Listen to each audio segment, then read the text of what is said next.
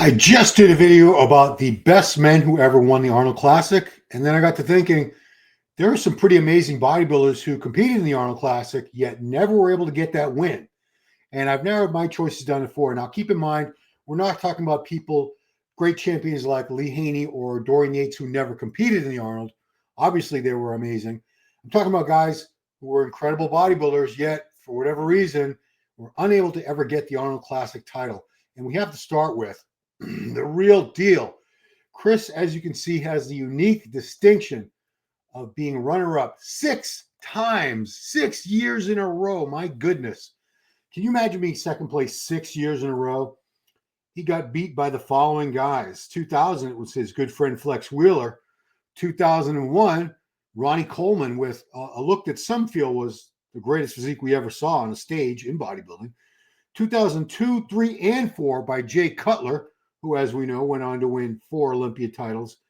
And finally, 2005, his 6th and final runner-up in a row to Dexter Jackson, another good friend of his. Now, Chris is one of those guys who competed in such a highly competitive era, went up against such incredible competition that he probably would have had a lot more wins in a different era. But unfortunately for him, he was up against the absolute best, guys like Ronnie, Dexter, Flex Wheeler, Nasser, on and on and on.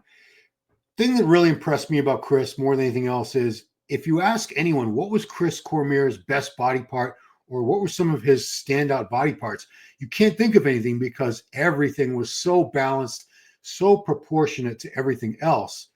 There's not a weak body part and there's no body part that stands out. And that is what bodybuilding is supposed to be all about. You're supposed to have a really good balance and flow among all the different body parts where nothing stands out and nothing draws your attention either for in a positive or a negative way. Structurally, perfect structure, wide clavicles, narrow waist, flaring thighs. Condition, always on point, 6 years in a row.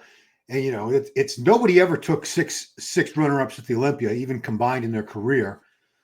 Nobody certainly would want this record, I guess, because it had to be very, very painful for Chris to get 6th place at this prestigious event 6 years in a row. But certainly he was worthy of an Arnold Classic title.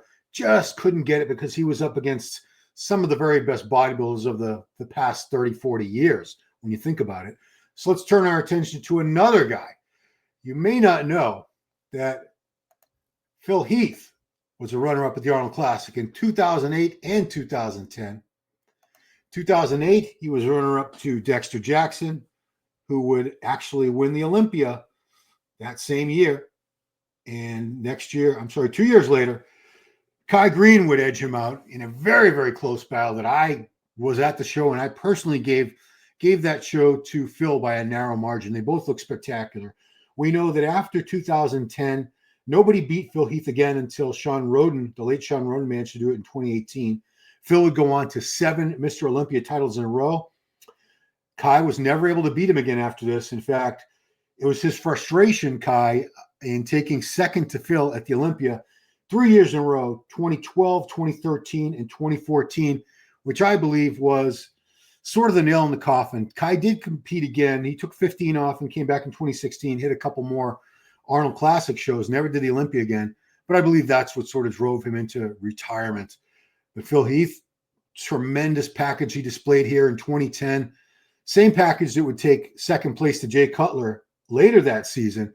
And I was at that Olympia, the 2010 Olympia. And let me tell you, that was not a popular decision. In fact, when Phil Heath was announced as runner-up, before they could even congratulate Jay, literally half the crowd in that Orleans arena stood up and started walking out.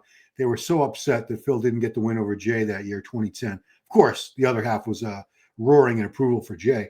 But as you can see, Phil here showing all the strong points, that impeccable condition, crazy full round muscle bellies, clean, crisp muscle separation, wonderful shape, balance, proportions. Phil was a phenomenon. And he's one of those guys. He said, you'll miss me when I'm gone, guys. And you know what? I miss Phil. I wish Phil was still competing. If he could look like this, of course, still. I think he'd be a fantastic addition to the Mr. Olympia stage. Next up, let's go to the late Flexitron, Shawn Rhoden. Shawn Rhoden.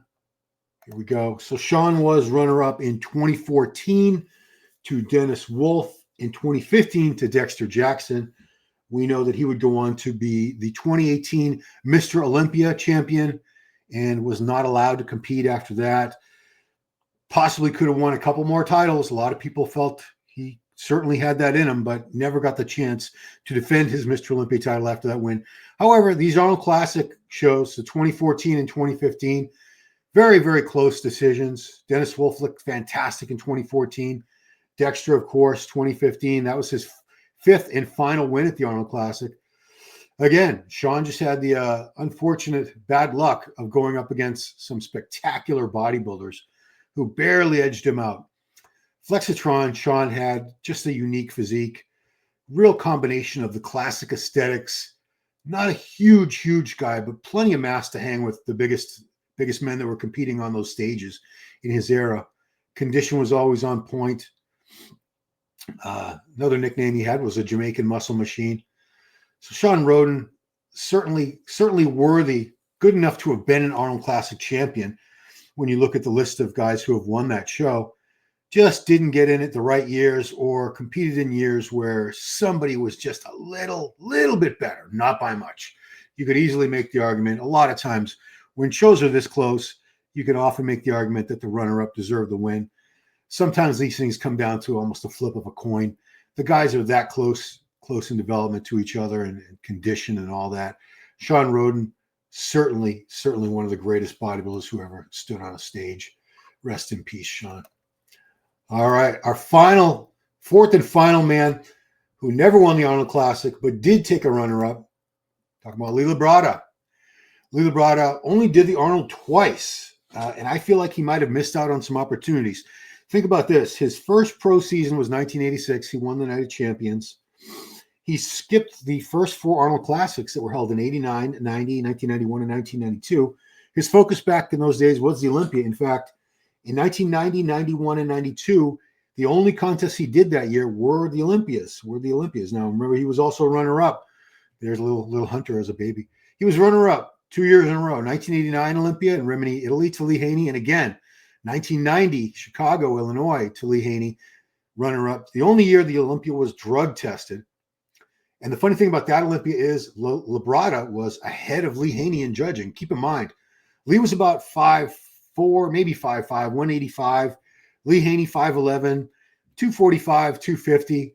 And Lee Labrada almost took him out at that 1990 Olympia. He was certainly one of the greatest bodybuilders of the mid to late 80s into the early 90s. The show you're looking at right here is the 95 Arnold Classic. I didn't get footage from the 93. I didn't like that footage as much.